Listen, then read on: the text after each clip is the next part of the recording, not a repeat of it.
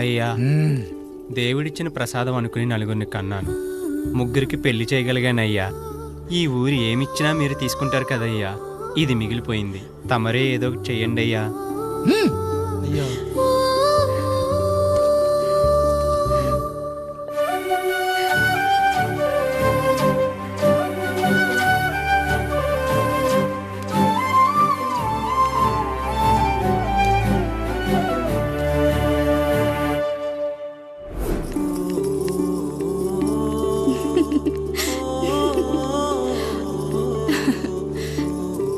ఈ ఇల్లు, ఆస్తి, ఇంత గొప్ప భర్త, పిల్లలు చాలా ఆనందంగా ఉందండి. కానీ నాకు ఒకటే లోటు. మన తర్వాత మన పిల్లల్ని చూసుకోవడానికి వీళ్ళకొక అన్నయ్య కావాలండి. అచ్చం మీ పోలికలతో వీళ్ళకొక అన్నయ్యని కందామండి. నువ్వు అడిగితే కాదనగలనా?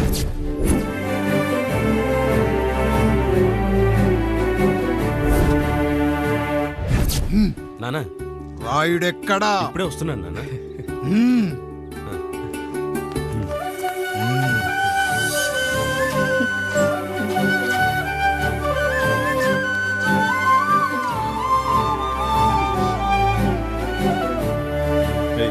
చూడరా, మీ అన్న మీద పగ తీర్చుకోవడానికి నీకు ఇదే సరైన సమయం.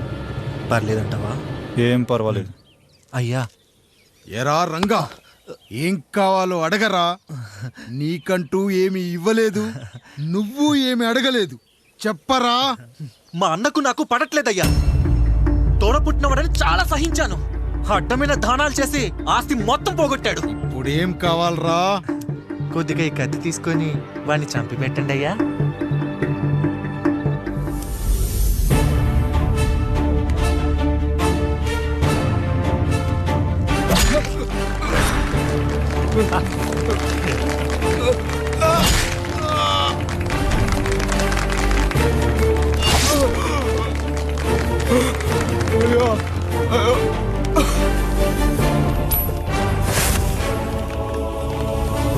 నాయుడు, అన్యాయంగా మా నాన్నని చంపేశావు.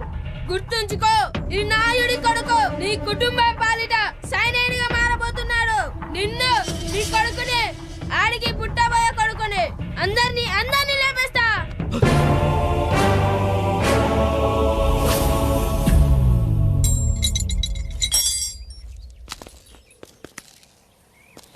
ఏం జరిగింది? మీరు హత్య చేసినట్టు ఇప్పుడే సమాచారం అందింది. తగిన సాక్ష్యాధారాలు పరిశీలించిన పిమ్మట మీకు యావజ్జీవ కారాగార శిక్ష, 2000 రూపాయల జరిమానా విధిస్తూ అరెస్ట్ చేస్తున్నాను. అయ్యగారు నా కోసం చేసిన త్యాగాన్ని హత్య అంటుందా మీ చట్టం? ఇదెక్కడ న్యాయం? మనిషికి ఇచ్చిన మాట నిలబెట్టుకుంటే అరెస్ట్ చేస్తారా? ఏ దేశంలో ఉంది చట్టం? నన్ను ఏం చేయమంటారు రాయుడు గారు? 9వ తరగతి చదివి ఊర్లో గాలికి తిరుగుతున్న నన్ను మీ మనిషి ఒకడు పోలీస్ స్టేషన్లో ఉండాలని నన్ను ఎస్ఐన్ చేశారు. సాటి మనిషిని స్వేచ్ఛగా హత్య చేసుకోవాలని దౌర్భాగ్య స్థితిలో బతుకుతున్నాం మనం. మీరు చేసిన ఈ గొప్ప పనిని అర్థం చేసుకునే సంస్కారం, విజ్ఞత, విజ్ఞానం మాకు లేవు సార్, మాకు లేవు.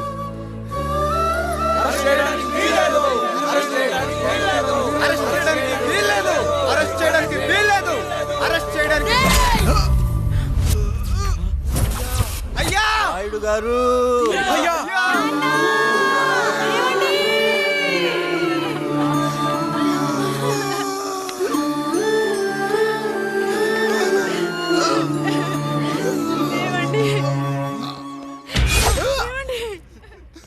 నొప్పిగా ఉందిరా.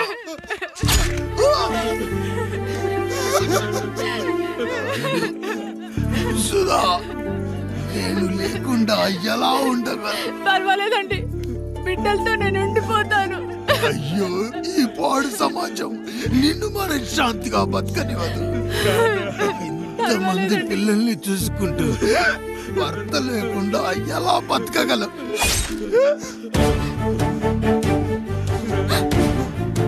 వద్దండి.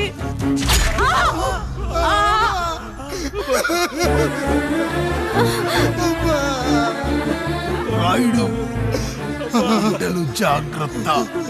ఈ రోజు నుంచి వీళ్ళంతా నీ తమ్ముళ్ళు, చెల్లెళ్ళు కాదు, నీ బిడ్డలు.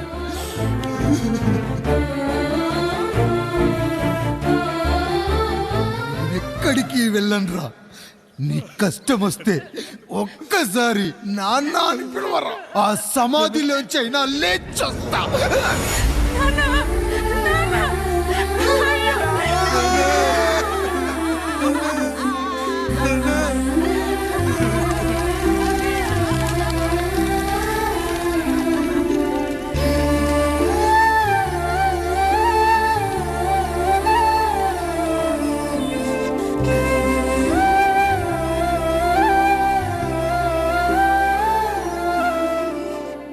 ఇందు మూలంగా 50 మందికి తెలియజేయనిదేమనగా ఊరికి కొత్తగా వచ్చిన యాండ్రాయిడ్ తన తండ్రి పెదరాయుడు అని ఆస్తిలో వాటా పంచమని రచ్చబండిని ఆశ్రయించడం వలన గ్రామ పెద్దలందరూ రేపు 11 గంటలకు రాయుడు గారింటికి రావాల్సిందిగా కోరుచున్నాము.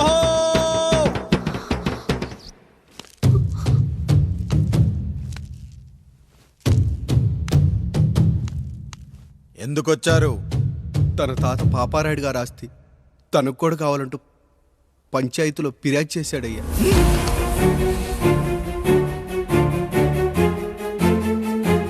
మస్తా గారు, ఆ దస్తావేజులు ఇవ్వండి.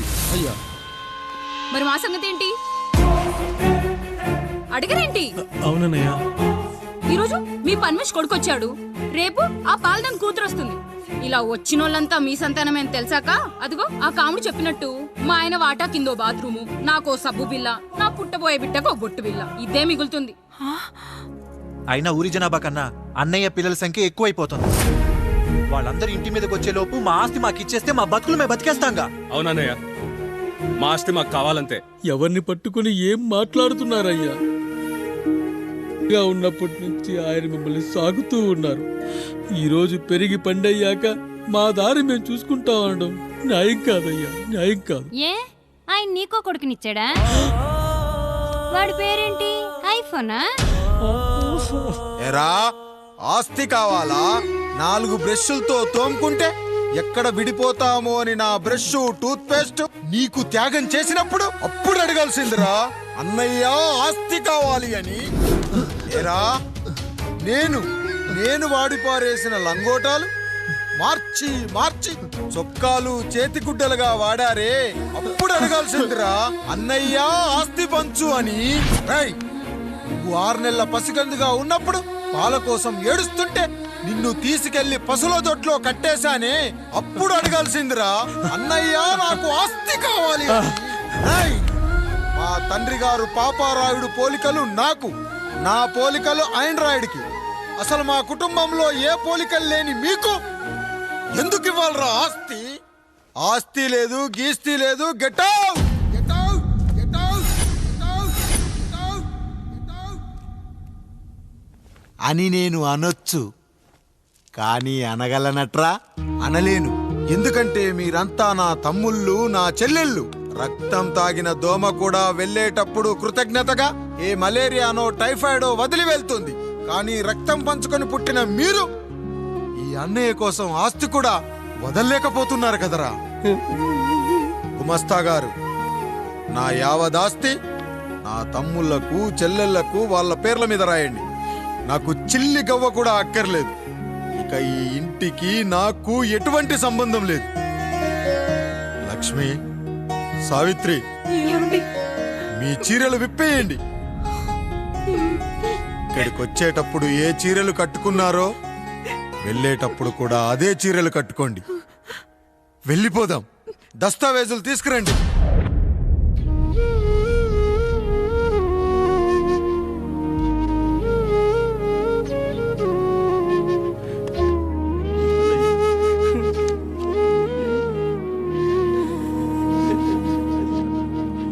ఇక ఈ ఇంట్లో నా పేరు వినపడితే నా తమ్ముళ్ళు చెల్లెళ్ళు బాధపడతారయ్యా. ఈ ఇంట్లోనే కాదు, ఈ దస్తావేజులో కూడా నా పేరు ఉండకూడదు. నేను ఇక్కడ సంతకం పెట్టి వీళ్ళ మనసు నొప్పించలేను. అయ్యా, మొత్తం వదిలేసి మీరెలా బతుకుతారయ్యా? ఎండకు నీడలా, వర్షానికి గొడుగులా నన్ను ఇన్నాళ్ళు కాపాడింది. కష్టాల్లో సుఖాల్లో నాకు తోడుగా నిలిచింది. నా నిజమైన ఆస్తిని, కుటుంబ గౌరవాన్ని కాపాడింది. ఇదేరా నా ఆస్తి అంతస్తు. ఇది మా నాన్నగారిచ్చిన లంగోట. బంగారం లాంటి తమ్ముళ్ళే లేనప్పుడు నాకు మాత్రం ఈ బట్టలెందుకురా? వెతికిన దొరకదే రూపం, అరి పిలిచిన పలకదే ప్రాణం. వెతికా నువ్వు నడిచిన దారుల్లో, బ్రతికే నువ్వు విడిచిన శ్వాసల్లో. హో నీడనడిగా గాలినడిగా ఎక్కడని నా ప్రాణం.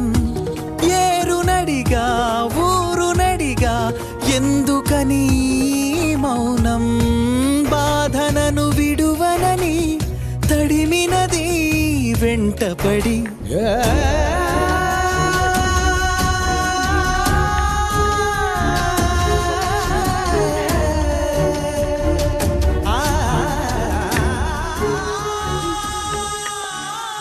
ఏవండి, పప్పులో మీ చెవట పడుతుందండి. ఇడ్లీలో 2 చెంచాల ఉప్పు తగ్గించు లక్ష్మి. ఎలాగో మనం పేదోళ్ళమే కదా, కనీసం ఉప్పు ఖర్చైనా తగ్గుతుందనుకో.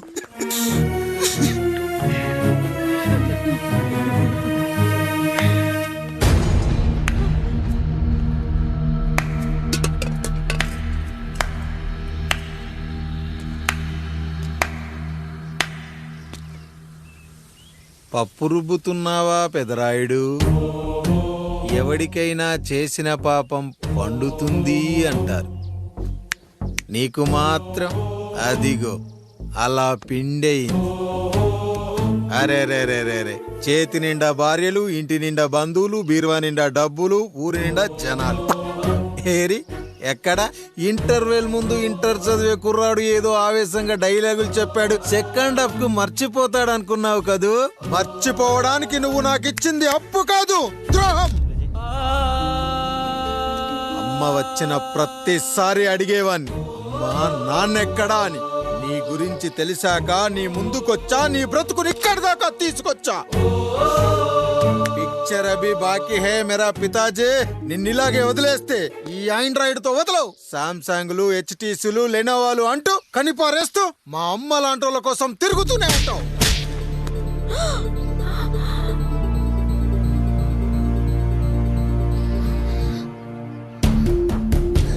అమ్మా అమ్మా, ఛీ, నన్ను అలా పిలవకురా.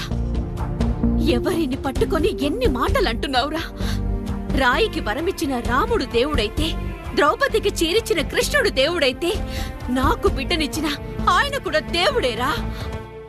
ఏంటి, ఇలానే వదిలేస్తే బిడ్డల్ని కంటూ వెళ్తాడా? అసలు ఆయన కంటూ సొంతంగా ఒక్క బిడ్డ కూడా లేడు.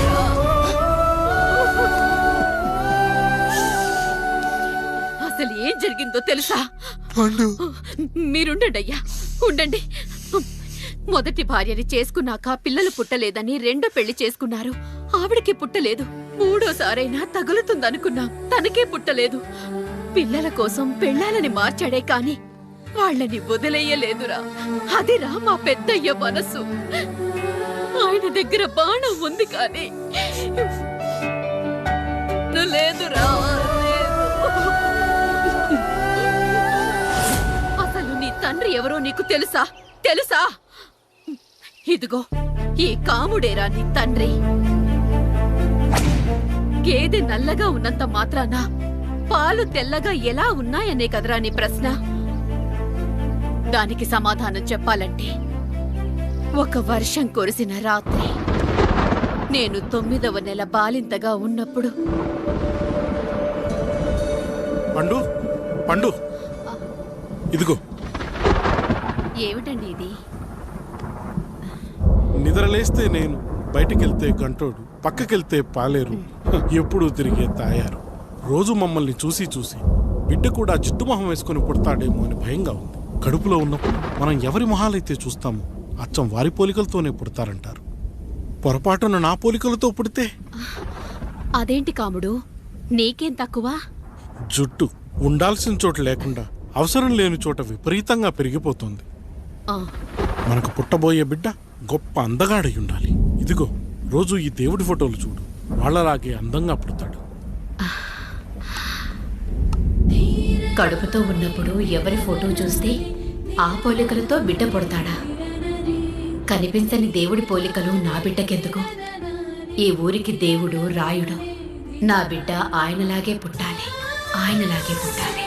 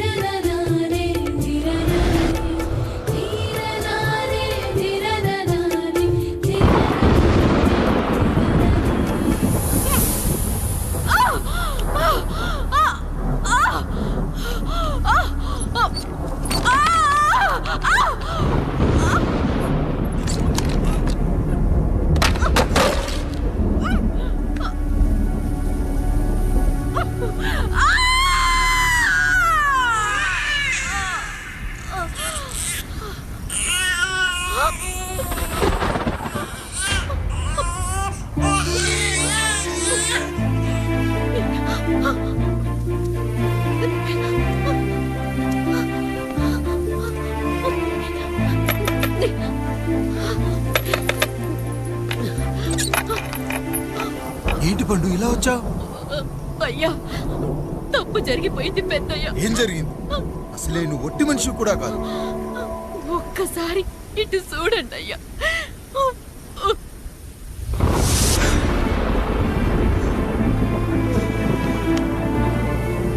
వీడేంటి అచ్చం నాలా ఉన్నాడు?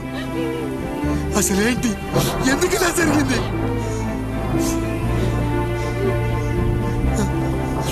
నువ్వు ఎప్పుడైనా చీకట్లో పంపు సైడ్ దగ్గరికి వచ్చావా? మరి అమలాపురంలో శివాలయం దగ్గర రత్నాలు నీకేమైనా అమ్మవుతుందా? లేదు. పిఠాపురంలో పద్మం, రామాపురంలో లక్ష్మి, కాకినాడలో సుజాత. అయ్యో దేవుడా, అసలు ఇదంతా ఎలా జరిగింది పండు? అయ్యా, ఇదంతా కాముడి వల్లే అయ్యా, కాముడి వల్లే. కాముడా? కాముడి కుటుంబానికి నాకు ఏం గుర్తు రావట్లేదే. ఎన్నని గుర్తు పెట్టుకోగలను నేను మాత్రం? అయ్యా, అది కాదయ్యా.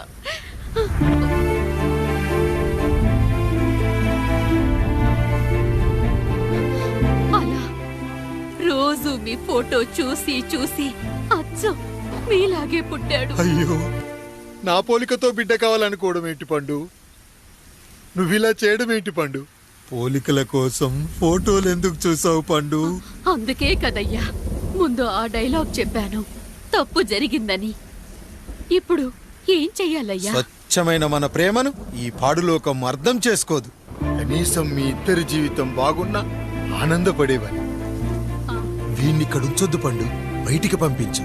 బయటికి పంపించి బాగా చదివించు, గొప్పవాణ్ణి చెయ్యి. వీడికి అయ్యే ఖర్చంతా నేనే భరిస్తా. అవసరమైతే ఆ డబ్బు కాముడి జీతంలో ఖర్చేద్దాం. అయ్యా, వెళ్లే ముందు వీడికొక పేరు పెట్టండి అయ్యా. వీడు ఇంకో రాయుడు, అంటే ఇంగ్లీష్ లో అండ్ రాయుడు, అండ్ రాయుడు.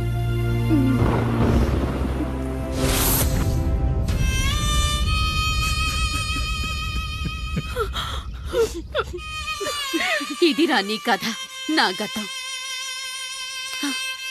నిన్ను చదివించడం కోసం ఆయన మీ నాన్న జీతంలోంచి నెలకి 3000, 4000 కోసేసిచ్చేవారు.